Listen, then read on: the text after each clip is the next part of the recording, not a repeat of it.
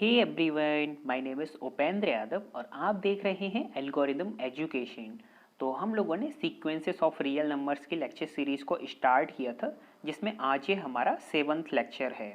तो अभी तक हम लोग इस लेक्चर सीरीज़ में बहुत सारे टॉपिक्स को ऑलरेडी डिस्कशन कर चुके हैं, जैसे सीक्वेंस क्या होती हैं, bounded sequence, monotonic sequence and most important topic कि किसी भी सीक्वेंस का लिमिट पॉइंट किस तरीके से निकालते हैं। तो अगर आपने ये सारे टॉपिक नहीं पढ़े हैं तो पहले आप इन टॉपिक्स को पढ़िए, देन इसके बाद फिर इस लेक्चर को देखिए। तो अगर आप इन टॉपिक्स को पढ़ना चाहते हैं तो आपको लिंक डिस्क्रिप्शन में मिल जाएगा। एंड अगर आपको हमारे लेक्चर्स पसंद आ रहे हैं तो आप इसे लाइक ज़रूर कीजिए, क्योंकि आपका एक लाइक हमारे लिए बहुत ही इंपॉर्टेंट होता है। उससे हमें मोटिवेशन मिलता है कि हम आपके लिए और ज़्यादा से ज़्यादा लेक्चर्स लेके आएँ और ज़्यादा से ज़्यादा कोर्सेज बनाएं। तो आपका जो एक लाइक होता है वो हमारे लिए बहुत इंपॉर्टेंस रखता है। तो आप जो भी लेक्चर्स देख रहे हैं, अगर आपको पसंद आ रहे हैं तो आप उन्हें लाइक ज़रूर कीजिए और साथ में हमारे चैनल को सब्सक्राइब भी कीजिए, जिससे आपके और हमारे बीच का जो कनेक्शन है वो बहुत ही अच्छा बना रहेगा। तो आप हमारे चैनल को सब्सक्राइब करना बिल्कुल ना भूलें। तो चलिए अब हम लोग स्टार्ट करते हैं और देखते हैं कि आज के लेक्चर्स में हम लोग क्या क्या पढ़ेंगे। तो आज के लेक्चर में हम लोग पढ़ने वाले हैं कि लिमिट क्या होती है, किसी भी सीक्वेंस की लिमिट कैसे निकालते हैं या फिर कैसे वेरीफाई करते हैं कि इस सीक्वेंस की ये लिमिट होगी या फिर ये नहीं होगी। तो ये टॉपिक भी इस सीक्वेंस के चैप्टर का मोस्ट इम्पोर्टेंट टॉपिक है। तो आप इस टॉपिक को भी बहुत ही अच्छे से और ध्यान से पढ़िए। मैंने आपको दो मोस्ट इम्पोर्टेंट टॉपिक बताए थे सीक्वेंस के चैप्टर में, एक limit point of a sequence and second है लिमिट ऑफ अ सीक्वेंस, क्योंकि इन दोनों टॉपिक से आपको 100% एग्जाम में क्वेश्चंस देखने को मिलेंगे। तो आप बहुत ही अच्छे से और ध्यान से पढ़िए। अगर आपको नहीं समझ आता है तो उसके लिए मैं हूँ, आप मुझे कमेंट सेक्शन में बताइए अपनी प्रॉब्लम। जितनी जल्दी हो सकेगा उतनी जल्दी मैं आपकी कमेंट का रिप्लाई कर दूंगा। अगर आपको कोई क्वेश्चन नहीं समझ आ रहा है, किसी डेफिनेशन में डाउट है, आपको किसी थ्योरम का प्रूफ नहीं समझ आ रहा है, तो आप मुझे बिल्कुल कमेंट सेक्शन में बताइए। तो चलिए अब हम लोग देखते हैं कि किसी भी सीक्वेंस की लिमिट क्या होती है या फिर किस तरीके से वेरीफाई करते हैं कि ये जो रियल नंबर है ये इस सीक्वेंस की लिमिट है। तो इसको स्टार्ट करने से पहले मैं आपको एक स्टोरी सुनाता हूँ और बहुत ही इंटरेस्टिंग स्टोरी है, आप लोगों को बहुत पसंद आएगी। और मैं ये स्टोरी आपको इस वजह से सुना रहा हूँ जिससे आपको लिमिट का कंसेप्ट बहुत ही अच्छे से क्लियर हो जाए, और जिनको स्टोरी सुनने में इंटरेस्ट नहीं है वो इसको स्किप करके आगे भी बढ़ सकते हैं। तो स्टोरी ये है कि मान लीजिए आपकी कोई बेस्ट फ्रेंड है और आपकी उस बेस्ट फ्रेंड को फ्लावर बहुत पसंद है और आप अपनी बेस्ट फ्रेंड को लाइक भी करते हैं। तो आप उसे प्रपोज भी करना चाह रहे होंगे। तो आप क्या करोगे, आप मार्केट जाओगे और मार्केट से एक फ्लावर परचेज करके लाओगे, क्योंकि आपकी बेस्ट फ्रेंड को फ्लावर बहुत पसंद है। और फ्लावर परचेज करने के बाद आप अपनी बेस्ट फ्रेंड के पास जाओगे, तो उसके हाँ बोलने के चांसेस बहुत कम है कि आपका प्रपोजल एक्सेप्ट कर ले, क्योंकि आप फ्लावर की जो क्वांटिटी लेके आए वो केवल आपके पास एक ही फ्लावर है। अगर आप फ्लावर की क्वांटिटी थोड़ी बढ़ा देते तो आपकी बेस्ट फ्रेंड के हाँ बोलने के चांसेस भी थोड़े बढ़ जाते। तो जैसे जैसे आप फ्लावर की क्वांटिटी को बढ़ाते जाएंगे वैसे ही आपकी बेस्ट फ्रेंड के हाँ बोलने के चांसेस भी इंक्रीज होते जाएंगे। इसका मतलब क्या हुआ कि जैसे जैसे फ्लावर की क्वांटिटी आप बढ़ाते जा रहे हो वैसे वैसे आपकी बेस्ट फ्रेंड आपकी तरफ अप्रोच होती जा रही है। तो इसी को हम लोग लिमिट बोलते हैं। लेकिन ऐसा रियलिटी में पॉसिबल नहीं है। नहीं, आप कहीं ऐसा करें कि अभी आप मार्केट जाओ, मार्केट से फ्लावर खरीद के लाएं और आप अपनी बेस्ट फ्रेंड को प्रपोज करने लगे। नहीं नहीं, ऐसा बिल्कुल मत करना। फालतू में आप थप्पड़ खा के घर आ जाओगे और वो भी आपसे हाँ नहीं बोलेगी। तो ऐसा रियलिटी में पॉसिबल नहीं है। ये मैं आपको लिमिट समझाने के लिए ये एक इमेजिनरी स्टोरी मैंने आपके लिए बनाई थी। ऐसा रियलिटी में पॉसिबल नहीं है। तो आपको लिमिट समझ आ गया होगा कि एक्चुअली में लिमिट होती क्या है। जैसे जैसे फ्लावर की क्वांटिटी आप बढ़ाते जा रहे थे वैसे वैसे जो हाँ करने के चांसेस हैं आपकी बेस्ट फ्रेंड के वो भी बढ़ते जा रहे थे। तो इसी को हम लोग बोलते हैं लिमिट। अब हम अपनी डेफिनेशन पे आते हैं कि एक्चुअली में मैथमेटिक्स लैंग्वेज में लिमिट की डेफिनेशन क्या होती है। तो सबसे पहले हम लोग इसको रीड करते हैं, देन इसके बाद फिर इसके मतलब को समझेंगे। तो इसको रीड करते हैं। Let a and be a sequence of real numbers and L be a real number where L belongs to R। यहाँ पे R का मतलब है set of real numbers से। Then we say L is the limit of the sequence a n if for any epsilon is greater than 0 there exists m belongs to n such that mod of a n minus L is less than epsilon for all n is greater than equal to m। इसका मतलब क्या हुआ कि किसी भी real number l को किसी भी सीक्वेंस an की लिमिट हम लोग तभी बोलते हैं जब ये जो रियल नंबर और ये सीक्वेंस इस कंडीशन को सेटिस्फाई करे। ये कंडीशन क्या है कि for any epsilon is greater than 0, मतलब चाहे आपको कोई सा भी एप्सिलॉन दे दिया जाए, whatever we choose, any epsilon is greater than 0, there exist m belongs to n। आपको एक ऐसा m नेचुरल नंबर चाहिए such that mod of an minus l is less than epsilon for all n is greater than equal to m। मतलब आपको हर एक epsilon के लिए आपको एक ऐसा नेचुरल नंबर फाइंड आउट करना है कि अगर हम ये डिस्टेंस निकालें mod of A N minus L, तो ये जो डिस्टेंस आएगी ये एप्सिलॉन से लेस देन होनी चाहिए जब आप n की वैल्यू m से ग्रेटर देन चूज करेंगे। तो अगर आप किसी रियल नंबर l के लिए इस कंडीशन को होल्ड करा पा रहे हैं, तभी हम लोग इस रियल नंबर को बोलेंगे कि ये जो रियल नंबर है ये इस सीक्वेंस ए एन की क्या है, लिमिट है। एंड से लिखना चाहें तो इसे हम इस तरीके से लिखते हैं, limit n tends to infinity A N is equal to L, और A N approaches to L as n tends to infinity. तो आपको इस डेफिनेशन से ये समझ आ गया होगा कि किसी भी सीक्वेंस की लिमिट क्या होती है। यहाँ से हम लोग ये नहीं निकाल सकते, मतलब हम लोगों ने अभी ये नहीं सीखा कि किसी भी सीक्वेंस की लिमिट फाइंड आउट कैसे करते हैं। अभी हम लोगों ने केवल ये सीखा है कि अगर हमें किसी सीक्वेंस की लिमिट को शो करना हो कि ये जो पर्टिकुलर रियल नंबर है ये इस सीक्वेंस की लिमिट है, तो बस आपको करना क्या है, आप बस इस कंडीशन को होल्ड करा दीजिए उस रियल नंबर l के लिए और सीक्वेंस के लिए। अगर ऐसा आप करा पा रहे हैं तो हम फिर इजीली बोल देंगे कि ये जो रियल नंबर है ये इस पर्टिकुलर सीक्वेंस का क्या है, लिमिट है। और अदरवाइज अगर कंडीशन होल्ड नहीं हो रही है तो फिर हम उसको बोलेंगे कि लिमिट ये नहीं है। हो सकता है कि कोई और दूसरा रियल नंबर इस सीक्वेंस की लिमिट हो रही हो। तो इस डेफिनेशन से हम लोग लिमिट को फाइंड आउट तो नहीं कर सकते, लेकिन सो जरूर कर सकते हैं कि ये इस सीक्वेंस की लिमिट होगी या फिर ये नहीं होगी। ठीक है, तो एग्जाम्पल्स को डिस्कशन करने से पहले हम लोग एल्गोरिदम देख लेते हैं कि किसी भी रियल नंबर को किसी भी सीक्वेंस की लिमिट किस तरीके से शो करते हैं। तो किसी भी सीक्वेंस ए एन के लिए लिमिट चेक करने के लिए एल्गोरिदम है हमारे पास। फर्स्ट स्टेप में हम लोग को क्या करना है, simplify mod of A N minus L to get mod of A N minus L is less than equal to phi N, where phi N is a function of N. सबसे पहले हम लोगों को सॉल्व करना है mod of A N minus L. जब आप इसको सॉल्व करोगे तो आप लोग को एक फंक्शन मिलेगा फाई एन, जो कि एन में फंक्शन होगा। जिस तरीके से एफ ऑफ एक्स होता है ना, मतलब जो फंक्शन होता है वो किस में होता है, एक्स में। इसी तरीके से जब आप mod of A N minus L को सॉल्व करोगे तो आप लोग को एक फंक्शन मिलेगा जिसे हम लोग बोल रहे हैं फाई एन। देन इस फाई एन को निकालने के बाद सेकंड स्टेप है हमारे पास, solve the inequality phi N is less than epsilon to get mod of A N minus L is less than epsilon. जब आप फाई एन को फाइंड आउट कर लोगे देन इसके बाद सेकंड इनइक्वलिटी हम लोगों को सॉल्व करनी होगी, phi N is less than epsilon. तो जब आप इसको सॉल्व करोगे तो यहाँ से आपको एन की वैल्यू फाइंड आउट करनी है। तो यहाँ से जो आपको n की वैल्यू मिलेगी वो एप्सिलॉन पर डिपेंडेंट होगी। मतलब जैसे ही आप अपना एप्सिलॉन चेंज करोगे n की वैल्यू चेंज हो जाएगी। तो वो जो आपको n में फंक्शन मिल रहा होगा, मतलब फंक्शन तो नहीं मिलेगा लेकिन जो आप n की वैल्यू निकाल रहे हैं वो एप्सिलॉन पर डिपेंडेंट होगी। तो यहाँ से जब आप n की वैल्यू फाइंड आउट कर लोगे देन इसके बाद थर्ड स्टेप है हमारे पास, if psi of epsilon is defined for all epsilon is greater than 0 then set m is equal to psi epsilon plus 1 where psi epsilon denote the ceiling function। इसका मतलब क्या हुआ third step का, कि जब आप यहाँ से n की वैल्यू फाइंड आउट करेंगे जो एप्सिलॉन पर डिपेंडेंट होगी, तो इस n की वैल्यू फाइंड आउट करने के बाद हम लोगों के पास एक फंक्शन मिल जाएगा, उसको हम लोग बोल रहे हैं साई एप्सिलॉन। क्योंकि n की वैल्यू एप्सिलॉन पर डिपेंडेंट है इस वजह से हम लोग उसको बोल रहे हैं साई एप्सिलॉन। देन इसके बाद आप लोगों को क्या करना है कि साई एप्सिलॉन प्लस 1 जो भी नेचुरल नंबर आएगा उस नेचुरल नंबर को हम लोग बोलेंगे m। तो फाइनली आप लोगों को m की वैल्यू मिल गई और निकालना क्या था, आप लोगों को m की वैल्यू ही फाइंड आउट करनी थी। अब आप लोग सोच रहे होंगे कि हम लोग इतना ये सब क्यों करना चाह रहे हैं, मतलब इससे हमें क्या फ़ायदा मिलने वाला है।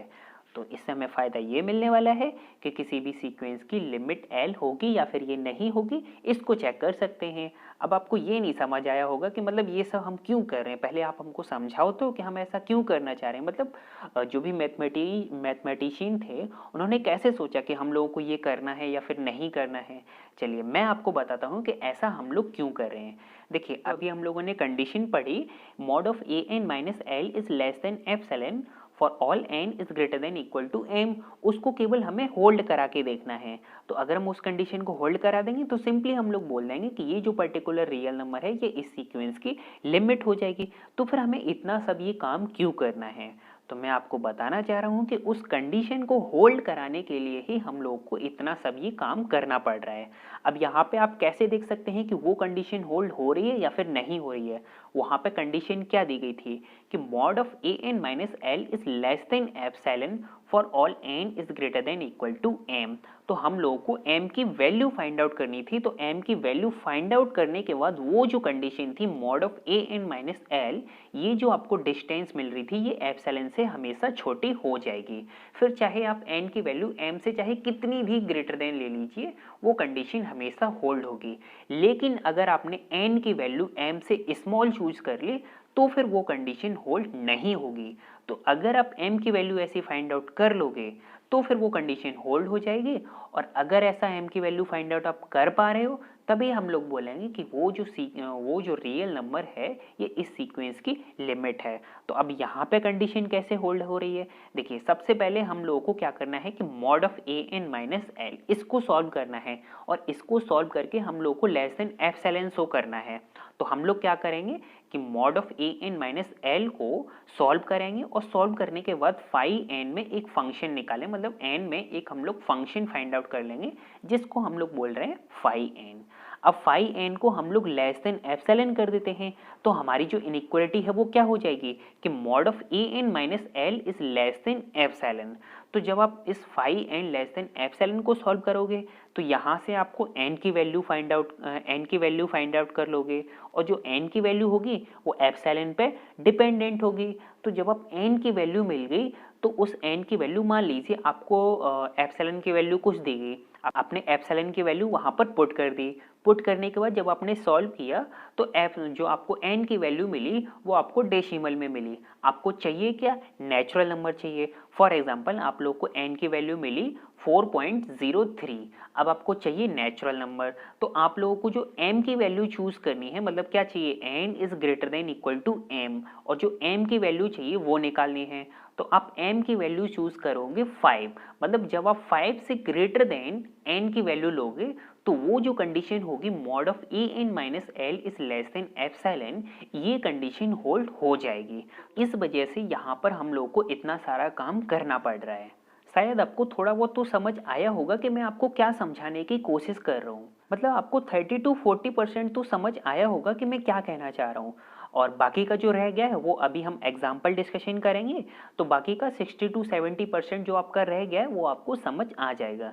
तो चलिए अब हम लोग एग्जाम्पल्स को देखते हैं कि किस तरीके से किसी भी सीक्वेंस की लिमिट को शो किया जाता है। तो वहाँ से आपको बहुत ही अच्छे से क्लियर हो जाएगा। तो हमारे पास फर्स्ट एग्जाम्पल है, so that limit n tends to infinity 1 divided by 3 की power n is equal to 0। यहाँ पर हम लोगों को सीक्वेंस क्या दी गई है, 1 डिवाइडेड बाई 3 की पावर n। तो इस सीक्वेंस की जो लिमिट होगी वो होगी 0, हम लोगों को ये शो करना है। तो चलिए देखते हैं कि हम लोग किस तरीके से इसको शो करेंगे। तो सॉल्यूशन है हमारे पास, here A N is equal to 1 divided by 3 की पावर n। सीक्वेंस क्या है यहाँ पर हमारे पास, 1 डिवाइडेड बाई 3 की पावर n। तो जिस तरीके से हम लोगों ने अभी पीछे एल्गोरिदम देखा था ना, उसी एल्गोरिदम की हेल्प से यहाँ पर हम लोग इस सीक्वेंस की लिमिट को शो करेंगे कि इस सीक्वेंस की जो लिमिट है वो है 0। तो एल्गोरिदम में जो फर्स्ट स्टेप था वो क्या था कि simplify mod of A N minus L is less than phi of N. मतलब हम लोगों को एक फंक्शन निकालना है फाई ऑफ एन जो मतलब एन पर डिपेंडेंट होगा, मतलब एन में फंक्शन होगा। तो सबसे पहले हम लोग सिंप्लीफाई करते हैं mod of A N minus L को। तो mod of A N minus L is less than equal to, मतलब हम लोग अभी हम इसी को सिंप्लीफाई कर रहे हैं, तो ए एन हमारे पास क्या है 1 डिवाइडेड बाई 3 की पावर एन, तो यहाँ पर हम लोगों ने पुट कर दिया, तो मॉड ऑफ 1 डिवाइडेड बाई 3 की पावर एन माइनस 0, क्योंकि एल की वैल्यू यहाँ पर हम लोग को क्या दी गई है 0, लिमिट क्या है 0 इस सीक्वेंस की, तो ये शो करना है, ना कि यहाँ पर हम लोग को लिमिट फाइंड आउट करनी है, यहाँ पर केवल हमको शो करना है कि इस सीक्वेंस की जो लिमिट है वो है 0। तो mod of A N minus L is equal to 1 divide, मतलब मॉड ऑफ 1 डिवाइडेड बाई 3 की पावर एन माइनस 0, और इसको हम लोग ये भी ले सकते हैं is less than equal to mod of 1 divided by 3 की पावर एन। तो ये हम लोगों को मिल गया फाई एन, इसको मैंने यहाँ पर is equal to phi N लिखा है ना, तो ये हम लोगों को एन में फंक्शन मिल गया 1 डिवाइडेड बाई 3 की पावर एन। तो जब अब हम लोगों को फाई एन मिल गया, तो सेकंड स्टेप में क्या था कि solve the inequality phi N is less than epsilon, तो अब हम लोग वही करेंगे, solve phi N is less than equal to epsilon to get mod of A N minus L is less than epsilon.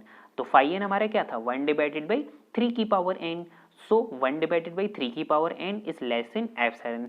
अब यहाँ से हम लोग को क्या करना है कि n की वैल्यू फाइंड आउट करनी है, और वो जो n की वैल्यू आएगी वो एप्सिलॉन पर डिपेंडेंट होगी। तो ठीक है, हम लोग n की वैल्यू फाइंड आउट करते हैं, तो यहाँ से हम लोग इसको ये भी लिख सकते हैं 3 की power n is greater then 1 divided by epsilon. हम लोगों ने इसका क्या कर दिया रेसिप्रोकल कर दिया। अब हम दोनों साइड log ले लेते हैं, तो ये क्या हो जाएगा log 3 की power n is greater than log 1 by epsilon. अब आपको log की एक प्रॉपर्टी ध्यान होगी कि log a की पावर b, तो वो जो पावर में b होता है ना वो आगे आ जाता है, तो उसी प्रॉपर्टी का हम लोगों ने यहाँ पर यूज़ किया है, तो ये जो n है ना पावर में ये आगे आ जाएगा, तो ये क्या हो जाएगा n into log 3 is greater than log 1 by epsilon. तो जब आप यहाँ से n की वैल्यू फाइंड आउट करोगे तो n की वैल्यू क्या हो जाएगी n is greater than log 1 by epsilon divided by log 3। तो वही मैंने यहाँ पर लिखा है n is greater than log 1 by epsilon divided by log 3। तो यहाँ से हम लोगों ने n की वैल्यू निकाल ली, और जो कि एप्सिलॉन पर डिपेंडेंट है। यहाँ पे आप देख सकते हैं कि ये जो n की वैल्यू है ये एप्सिलॉन पर डिपेंडेंट है, क्योंकि जैसे जैसे आप अपना एप्सिलॉन चेंज करते जाओगे वैसे वैसे आपको n की वैल्यू अलग अलग मिलती जाएंगी। तो ये जो n की वैल्यू मिली ये एप्सिलॉन पर डिपेंडेंट है। देन इसके बाद थर्ड स्टेप में हम लोग को m की वैल्यू फाइंड आउट करनी होती थी, तो कैसे फाइंड आउट करते हैं, let m be a positive integer greater than log 1 by epsilon divided by log 3। यहाँ पर जो हम लोग m की वैल्यू ले रहे हैं वो किस तरीके से लेते हैं कि m be a positive integer, यहाँ पर पॉजिटिव इंटीजर होना चाहिए, ग्रेटर देन मतलब strictly greater than log 1 by epsilon divided by log 3। Then for any epsilon is greater than 0, there exists a positive integer m such that mod of e n minus l is less than epsilon for all n is greater than equal to m। मतलब जैसे ही आप m की value इससे greater than find out करोगे वैसे ही जो हमारी ये वाली कंडीशन है वो होल्ड हो जाएगी। तो मैंने आपको क्या बताया था कि अगर आप हर एक एप्सिलॉन के लिए, चाहे आपको कोई सा भी एप्सिलॉन दे दिया जाए, आप हर एक एप्सिलॉन के लिए m की वैल्यू अगर आप फाइंड आउट कर पा रहे हैं तभी हम लोग बोलेंगे कि ये जो पर्टिकुलर रियल नंबर होगा ये इस सीक्वेंस की लिमिट होगी, अदरवाइज नहीं होगी। मतलब अगर आपको कोई सा भी एक एप्सिलॉन ऐसा मिल गया जिसके लिए ये कंडीशन होल्ड नहीं हो रही है, तो फिर आप तुरंत बोल दोगे कि ये जो रियल नंबर है ये इस सीक्वेंस की लिमिट नहीं है। हो सकता है कि कोई दूसरा रियल नंबर इस सीक्वेंस की लिमिट हो। तो यहाँ पर तो हम लोग m की वैल्यू फाइंड आउट कर पा रहे हैं, मतलब आप m की वैल्यू इससे ग्रेटर देन चूज कर लीजिए तो ये कंडीशन होल्ड हो जाएगी। तो यहाँ पर हम लोगों ने m की वैल्यू फाइंड आउट कर ली, इस वजह से दस लिमिट ऑफ 1 डिवाइडेड बाई 3 की power n is equal to 0। तो इस तरीके से किसी भी सीक्वेंस की लिमिट को शो किया जाता है कि ये जो पर्टिकुलर रियल नंबर है ये इस सीक्वेंस की लिमिट है। तो अब अगर आपको कोई और दूसरी सीक्वेंस दे दी जाए और आपसे बोला जाए कि आप इस सीक्वेंस को शो कीजिए कि इस सीक्वेंस की ये जो रियल नंबर होगा ये इस सीक्वेंस की लिमिट है, तो बिल्कुल सेम इसी तरीके से जिस तरीके से यहाँ पर हम लोगों ने शो किया है, हम लोगों को करना क्या है, सबसे पहले सिंप्लीफाई करना है mod of A N minus L. आप लोगों को सीक्वेंस भी दी जाएगी और एल की वैल्यू भी दी जाएगी, अगर आपसे शो करने के लिए बोल रहे हैं तभी। तो आपको ए एन भी मिल गया और एल भी मिल गया, तो सबसे पहले आप फटाफट उसको सिंप्लीफाई कर लीजिए mod of A N minus L, और इसको सॉल्व करने के बाद n में एक फंक्शन निकाल लीजिए जिसको हम लोग बोलेंगे फाई n। फिर सेकंड स्टेप में phi N is less than epsilon. आप लोग इसको सॉल्व कर लीजिए। इसको सॉल्व करने के बाद आप लोग को यहाँ से एन की वैल्यू फाइंड आउट करनी है और वो जो एन की वैल्यू होगी वो एप्सिलॉन पर डिपेंडेंट होगी। देन इसके बाद वो जो आप लोगों को एन की वैल्यू मिलेगी उस एन की वैल्यू से ग्रेटर देन जो भी नेचुरल नंबर होगा उसी को आप एम मान लीजिए। उससे ग्रेटर देन मतलब वो जो आप लोगों को एन की वैल्यू मिली है उससे ग्रेटर देन जो भी नेचुरल नंबर हैं वो सभी नेचुरल नंबर एम की वैल्यू हो जाएंगे, मतलब उन सभी को हम लोग एम मान सकते हैं। तो जैसे ही आप लोगों को एम की वैल्यू मिल जाए वैसे ही आप डायरेक्ट नीचे वाले स्टेप में ये लिख दीजिए कि इस सीक्वेंस की लिमिट यही होगी, मतलब हैंस प्रूव हो गया हमारा। बस आपको इतना सा ही काम करना है। चलिए अब हम लोग ये देख लेते हैं कि अगर मैं आपको कोई एक एप्सिलॉन की वैल्यू दे देता हूं तो उस एप्सिलॉन की वैल्यू की हेल्प से हम लोग एम की वैल्यू किस तरीके से निकालते हैं। तो यहाँ पर मैंने वही लास्ट वाला एग्जांपल ले लिया है कि लिमिट ऑफ 1 डिवाइडेड बाई 3 की power n is equal to 0, जो अभी अभी हम लोग लास्ट में शो करके आए हैं कि इस सीक्वेंस की जो लिमिट होगी वो क्या होगी 0। तो हम लोग को फाइंड क्या करना है, find the value of m if we choose epsilon is equal to 0.0001। जब हम लोग को एप्सिलॉन की वैल्यू ये दी गई है तो हम लोग को m की वैल्यू फाइंड आउट करनी है कि m की वैल्यू इस एप्सिलॉन के लिए क्या होगी। तो चलिए हम लोग देखते हैं कि किस तरीके से m की वैल्यू फाइंड आउट करेंगे। तो अभी हम लोग थोड़ी देर पहले ये देख के आए हैं जो हम लोग m की वैल्यू निकाल रहे थे वो क्या निकाल रहे थे कि let m be a positive integer greater than log 1 by epsilon divided by log 3। यही तो अभी हम लोगों ने थोड़ी देर पहले लिखा था, तो वही मैंने यहाँ पर लिखा है कि m is greater than log 1 by epsilon divided by log 3। तो यहाँ पर ये जो m की वैल्यू है ये एप्सिलॉन पर डिपेंडेंट होती है। तो यहाँ पर सिंपली अब हम लोगों को करना क्या है कि एप्सिलॉन की जगह एप्सिलॉन की वैल्यू पुट कर दीजिए। तो जब यहाँ पर हम लोग एप्सिलॉन की वैल्यू पुट करेंगे इसमें तो ये क्या हो जाएगा log 1 by 0.0001 divided by log 3। और जब आप इसको सॉल्व करोगे आप लोगों को कैलकुलेटर तो एग्जाम में मिलेगा ही, आप लोग इसको सॉल्व करने के बाद जब आप इसकी वैल्यू निकालोगे तो आप लोग को वैल्यू मिलेगी 8.38। वैसे आपको एग्जाम में सॉल्व नहीं करना है क्योंकि आपको एग्जाम में इस टाइप के क्वेश्चन नहीं पूछे जाते हैं कि आपको एप्सिलॉन की वैल्यू दे दें और आपसे m की वैल्यू निकलवाएं कि क्या होगी क्या नहीं होगी। तो आपको इस टाइप से एग्जाम में क्वेश्चन नहीं पूछे जाते हैं, लेकिन आपको आना चाहिए कि एक्चुअली में हो क्या रहा है, मतलब हम लोग ऐसा क्यों करना चाह रहे हैं, क्योंकि ये रियल एनालिसिस है। यहाँ पर हम लोग एनालिसिस करते हैं चीज़ों का, जो भी हम लोग टॉपिक पढ़ रहे हैं कि ऐसा हम लोग क्यों कर रहे हैं, क्यों करने की ज़रूरत हम लोगों को पड़ रही है। तो जब तक हम लोग एनालिसिस नहीं करेंगे तब तक हम लोगों को और भी चीज़ें जो आगे हम लोग पढ़ने वाले हैं लिमिट, कंटिन्यूटी, डिफरेंशिएबिलिटी में, वो आपको अच्छे से समझ नहीं आएंगी। क्योंकि जब हम लोग लिमिट, कंटिन्यूटी, डिफरेंशिएबिलिटी पढ़ेंगे तो वहाँ पर भी तो हम लोग लिमिट का यूज़ करेंगे। तो जब आपको लिमिट ही नहीं अच्छे से समझ आएगी तो फिर आप लोग उनको भी अच्छे से नहीं समझ पाओगे। तो यहाँ पर हम लोग जो छोटी छोटी चीज़ें भी होती है ना कि m की वैल्यू क्यों फाइंड आउट कर रहे हैं, किस तरीके से फाइंड आउट कर रहे हैं, अगर हम बदल बदल कर एप्सिलॉन की वैल्यू लेते हैं तो क्या m की वैल्यू पे कोई फ़र्क पड़ता है या फिर नहीं पड़ता है। तो ये सारी चीज़ें जो छोटी छोटी चीज़ें होती है ना उनको पहले हम लोग डिस्कशन कर रहे हैं। देन इसके बाद जो बड़ी भी चीज़ें होंगी, जो हार्ड टॉपिक होंगे, उनको भी हम लोग अच्छे से डिस्कशन कर लेंगे। जैसे मैंने बहुत सारे लोगों से सुना है, बहुत सारे स्टूडेंट ये कहते हैं कि सर हमें जो एप्सिलॉन डेल्टा डेफिनेशन है वो नहीं समझ आती है, लेकिन यहाँ पर अभी हम लोग एप्सिलॉन डेल्टा डेफिनेशन ही पढ़ कर आए हैं। तो अगर आपने थोड़ा बहुत भी ध्यान से अच्छे से सुना होगा तो आपको पक्का 100% बोल रहा हूँ, आपको एप्सिलॉन डेल्टा डेफिनेशन जो अभी आप पढ़ के आए हैं वो अच्छे से समझ आ गई होगी, आपको कोई दिक्कत नहीं होगी। क्योंकि मैंने अपनी तरफ से कोई भी ऐसी चीज़ नहीं छोड़ी है जो मैं आपको ना समझाऊं। मैंने आपको सारी चीज़ें बता के चल रहा हूँ, चाहे वो छोटी से छोटी हो या फिर वो बड़ी से बड़ी हो। मतलब मैं आपको सारी चीज़ें बहुत ही अच्छे से और धीरे धीरे से बता के चल रहा हूँ। तो आई होप आपको सभी चीज़ें अच्छे से समझ आ रही हो। फिर भी अगर नहीं आ रही है तो फिर आप मुझे कमेंट सेक्शन में बताइए, मैं आपके लिए कोई दूसरा मेथड सोचूंगा जिससे आपको समझा सकूं।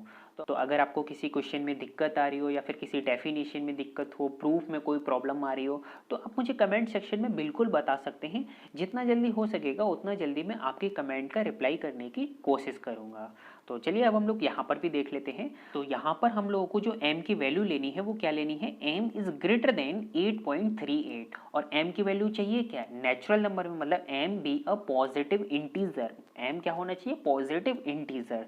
तो यहाँ पर जब हम लोग पॉजिटिव इंटीजर लेंगे तो ये तो इंटीजर है नहीं है, और m की वैल्यू ग्रेटर देन भी होनी चाहिए, मतलब m is greater then this value.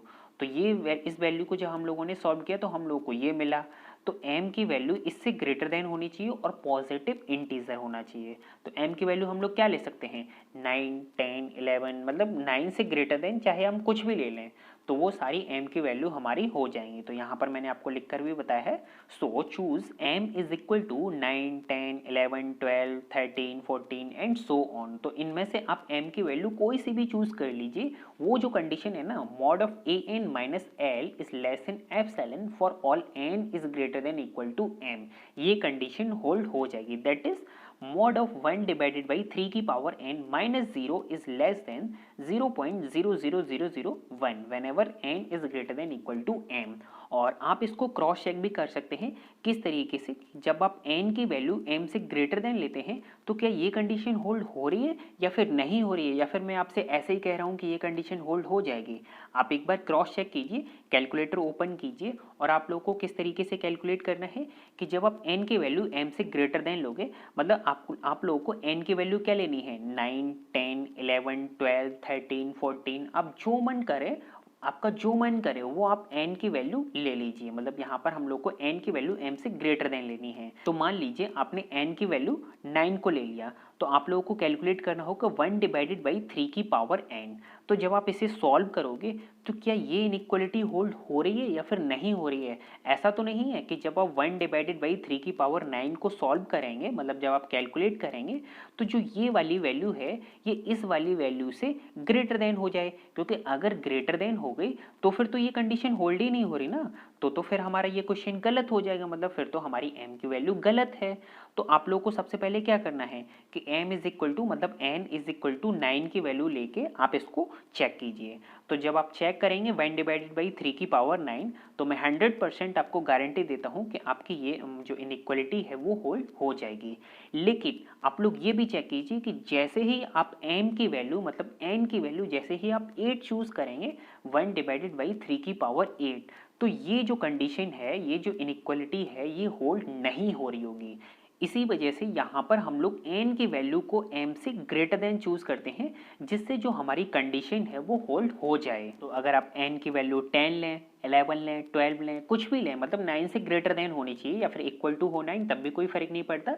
तो 9 से greater than and equal to जैसे ही आप n की वैल्यू चूज करेंगे और जब आप इसको सॉल्व करेंगे तो ये इनइक्वालिटी होल्ड हो जाएगी। इस वजह से यहाँ पर ये जो इस सीक्वेंस की लिमिट है वो क्या है, 0 है। तो हम लोगों को m की वैल्यू फाइंड आउट करनी थी ना, तो m की वैल्यू ये हम लोग को मिल गई 9, 10, 11, 12, 13, 14 एंड सो ऑन। तो आप लोग इस एग्जाम्पल की हेल्प से बहुत सारी चीज़ें सीख चुके होंगे कि किसी भी सीक्वेंस की लिमिट किस तरीके से शो करते हैं, या फिर अगर आपको कोई एक पर्टिकुलर एप्सिलॉन की वैल्यू दे दी जाए तो फिर आप m की वैल्यू कैसे फाइंड आउट करेंगे। नेक्स्ट हमारे पास एक एग्जाम्पल और है, तो उसको भी हम लोग देख लेते हैं, जिससे आपको और सारी चीज़ें अच्छे से क्लियर हो जाएंगी।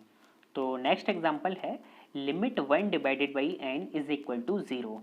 ये तो आप लोग बचपन से ही पढ़ते आ रहे हैं, मतलब बचपन से तो नहीं लेकिन ग्रेजुएशन में आपने ये एग्जाम्पल बहुत पढ़ा होगा कि 1 बाई n की जो लिमिट होती है वो होती है 0।